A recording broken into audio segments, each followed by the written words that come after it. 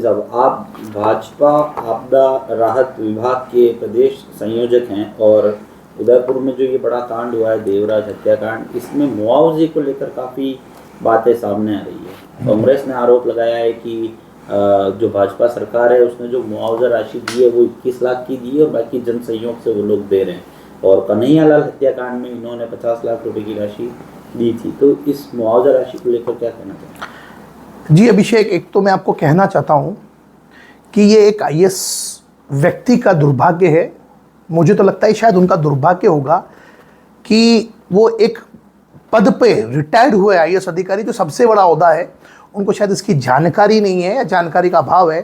पहली बात, 4,12,000 रुपये जो उन्होंने बोला कि एट्रोसिटी एक्ट के तहत 8,25,000 ट्रायल के दौरान मिलते हैं या बाद में मिलते हैं, मैं इनको जानकारी दे दूँ। 4,12,000 तो आज माननीय महामहिम के हाथों दिलवा दिए गए हैं और ये टोटल 51 लाख की राशि है।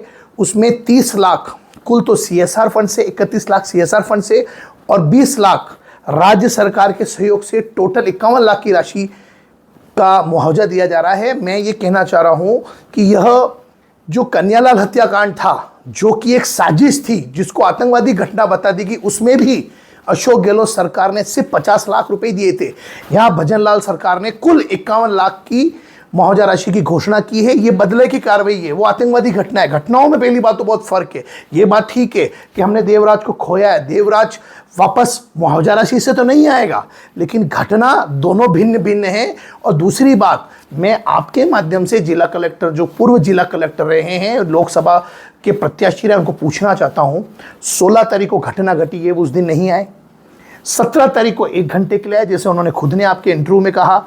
18 तारीख को कोई सूद नहीं, कोई चर्चा नहीं, कोई चर्चा सरकार से करते, मुआवजे की मांग करते या और इसको चिकित्सीय सुविधा के लिए बात करते। आप तो पूर्व कलेक्टर रहे ना, आपने प्रयास किया किए, कोई बात नहीं। 19 तारीख को देवलोक गमन के बाद सभी ने, विधायक महोदय, सांसद महोदय और मैं तो कहता हूं स्वयं राज्यपाल महोदय, जो एक संवैधानिक पद है उस पर आप प्रश्न चिन्ह खड़ा कर रहे हो। ऐसे महामहिम व्यक्तित्व पर आप प्रश्न चिन्ह खड़ा कर रहे हो। आप जैसा व्यक्ति, क्या ये शोभनीय विषय है?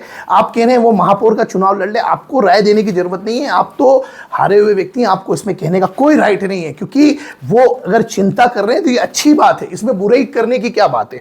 अगर महामहिम साहब चिंता नहीं करते तो आप कहते साहब महामहिम हो गए, उदयपुर के इतने समय विधायक रहे, चिंता नहीं कर रहे। क्या आप जैसे व्यक्तित्व जो इतने अच्छे ओहदे पे रहे, वैसे इसमें आपकी मैं गलती नहीं मानता हूं। आपकी गलती इसलिए नहीं मानता हूं क्योंकि आपने बंद कमरों में निर्णय किए, आप कभी फील्ड के व्यक्ति नहीं रहे।